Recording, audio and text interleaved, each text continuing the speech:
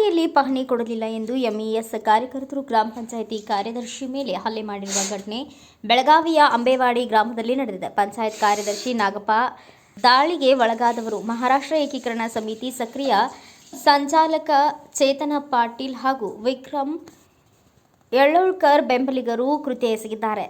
ತಲೆಗೆ ಹಾಗೂ ಕಾಲುಗಳಿಗೆ ರಾಡ್ನಿಂದ ದುಷ್ಕರ್ಮಿಗಳು ಹಲ್ಲೆ ನಡೆಸಿದ್ದಾರೆ. ನಾಗಪ್ಪ ಅವರನ್ನು ಬೆಳಗಾವಿ ಜಿಲ್ಲಾಸ್ಪತ್ರೆಗೆ ದಾಖಲಿಸಲಾಗಿದ್ದು ಮಚ್ಚು ಲಾಂಗ್ ಮಾರ್ಕಾಸ್ತ್ರಗಳಿಂದ ಗೋಜಗ ಗ್ರಾಮದ ಬಳಿ ನಡು ರಸ್ತೆಯಲ್ಲೇ ಥಳಿಸಿದ್ದಾರೆ.